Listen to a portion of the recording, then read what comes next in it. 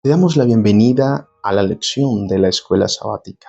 Repaso de la lección del día lunes que tiene como título un árbol maldito y el templo purificado.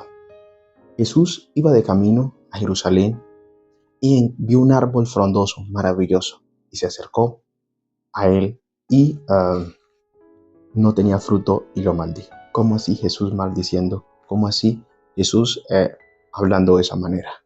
Y no solo eso, Jesús llegó al templo, a Jerusalén. Quédate y descubrimos qué pasó cuando Jesús llegó al templo. Te invito a que oremos. Dios y Padre Celestial, te pedimos tu dirección al abrir tu palabra. El poder de tu Espíritu Santo esté con nosotros. En Jesús. Amén. Vamos a leer el libro de Marcos. Lo dividimos en 3 momentos. Primero, cuando Jesús estaba de camino a Jerusalén, lo que sucedió. Dice,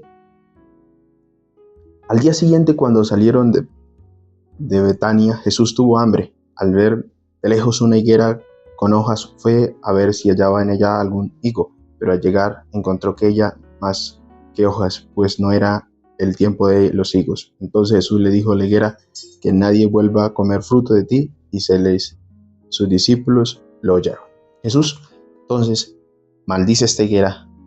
¿Por qué Jesús maldice esta higuera? Porque no tenía higo, porque Jesús estaba desesperado con hambre, tenía hambre, caminó tanto tiempo. Jesús tenía nuestras necesidades también y no tenía higo. Ahora, el segundo momento de esta lección. El versículo 15 dice, llegó a Jerusalén y al entrar en el templo comenzó a echar de allí a los que vendían y compraban en su interior.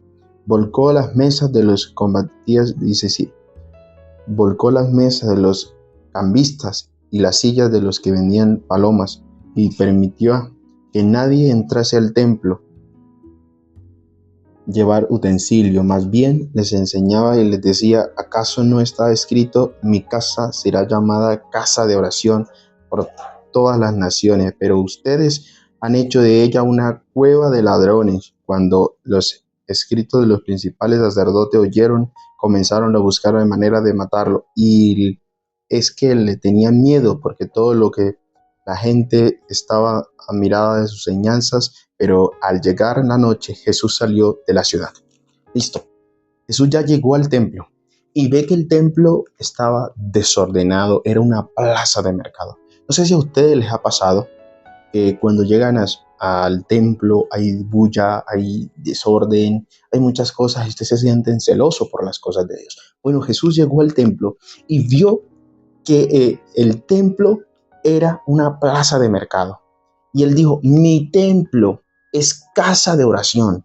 Es donde mora el Espíritu Santo, es donde aquí venimos a escuchar, a orar y a encontrarnos con Dios. Y Jesús se indigna de ellos. Ahora, ¿cómo estamos usando nosotros el templo de Dios? ¿Para qué? Para ir de hobby, para ir a disfrutar con los hermanos, para hablar de negocios, para pasar un momento menos como un club. No, la casa de Dios primero es santa, se estudia la Biblia y es para encontrarnos con Dios. Jesús estaba celoso por eso.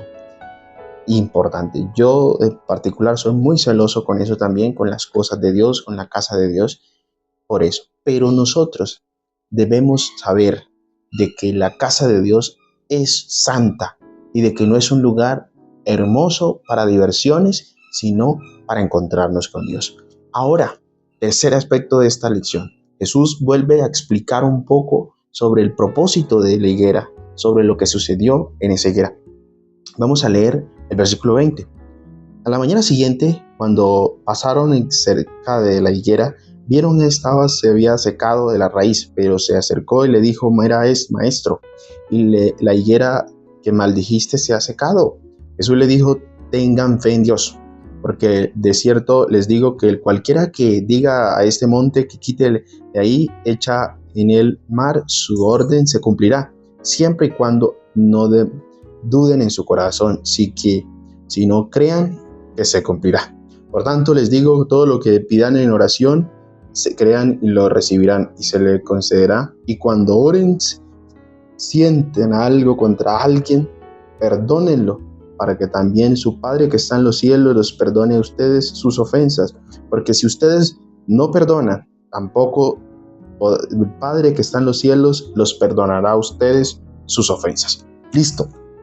Aquí la lección que quería enseñarle Jesús con esta higuera. Vamos a concluir con esa parte.